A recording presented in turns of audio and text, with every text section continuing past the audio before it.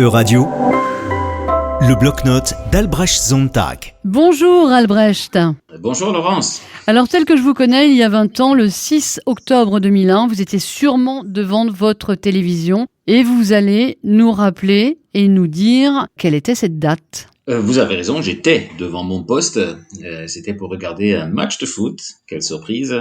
Il n'était pas question à l'époque de rater un match des Bleus, champions du monde et d'Europe en titre. C'était le fameux France-Algérie du 6 octobre 2001, qu'on voulait match amical au sens même du terme, mais dont le surinvestissement symbolique a fait un match à risque. Ce match dont vous parlez, Albrecht Sonntag, est-ce celui qui n'a même pas été terminé ? C'est celui-là. De toute façon, il y en a plus d'autres depuis. Cette première rencontre entre les deux nations sur un terrain de football était censée être un genre de fête de la réconciliation dont l'idée avait germé dans l'euphorie black-blanc-beurre de la Coupe du Monde 1998. Le moins qu'on puisse dire est que cette tentative d'instrumentalisation du football a été un échec retentissant. L'équipe de France conspuée dès le réchauffement, la Marseillaise sifflait copieusement, puis à la 76e minute, le terrain envahi par un grand nombre de jeunes spectateurs. Ce n'était pas violent, il n'y avait aucune revendication précise, c'était l'expression confuse d'une déchirure identitaire. Et cela se termine dans le chaos général, malgré la présence d'une bonne partie du gouvernement Jospin. Le match n'est jamais repris, ni rejoué. Un fiasco qui a laissé des traces, pour reprendre une formule de Thibault Leplat dans le dernier numéro de la revue After Foot.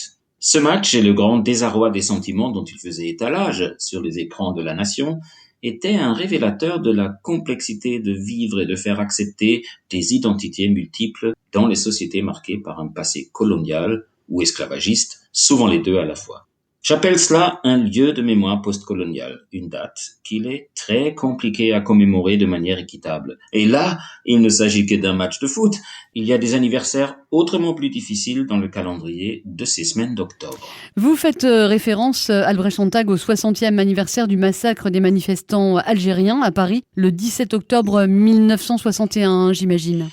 Bien sûr, on en parlera beaucoup durant les 10 jours qui viennent sur tous les médias. Une fois de plus, M. Macron aura un acte d'équilibrisme verbal très délicat à accomplir, bien que le fait historique laisse peu de place à l'ambiguïté ou à l'interprétation. Et au printemps, rebelote, la commémoration des accords d'Évian du 19 mars 1962 s'invitera à coup sûr dans la campagne présidentielle. À chaque fois, c'est un affrontement sur le sens à donner à un passé conflictuel qui s'inscrit au-delà du cas binational France-Algérie dans toute l'histoire du colonialisme. Ces débats, sous-tendus par des émotions très fortes et sincères souvent, ne sont pas prêts de s'estomper avec le temps.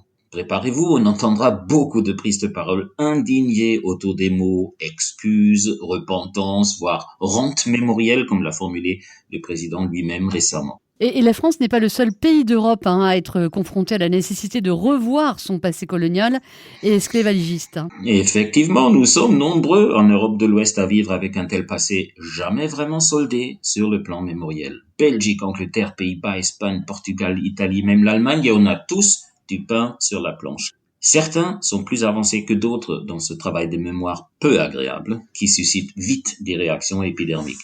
Mais on n'y coupera pas. Si l'histoire européenne a démontré une chose, c'est bien qu'il faut affronter le passé pour construire un avenir digne de ce nom avec les autres. Et affronter le passé, c'est surmonter les réflexes de déni, s'avouer à soi-même ses propres méfaits historiques et prendre conscience de leurs répercussions durables jusque dans nos jours, ne serait-ce que sous la forme du racisme ou de la discrimination ethnique. Pas facile, mais nécessaire et salutaire à terme. Je termine par une recommandation de lecture, peut-être un peu surprenante, car issue de la plume d'un acteur de ce célèbre match France-Algérie de 2001. Il s'agit de Lilian Thuram, qui depuis la fin de sa carrière de footballeur a étudié l'histoire du colonialisme et de l'esclavagisme en profondeur. Son ouvrage « La pensée blanche », sorti il y a 1 an, fruit d'une recherche bien documentée, vaut vraiment le détour. On n'a pas besoin d'être d'accord avec tout ce qu'il affirme, mais on aura du mal à rester insensible à son appel, dénué de toute agressivité ou incrimination bon marché, à la prise de conscience de chacun. Comme quoi, Albrecht Sonntag, le football peut mener loin. Ah, qui vous le dites? Et je vous mets un lien sur le site. Merci beaucoup Albrecht, on vous retrouve la semaine prochaine. À la semaine prochaine.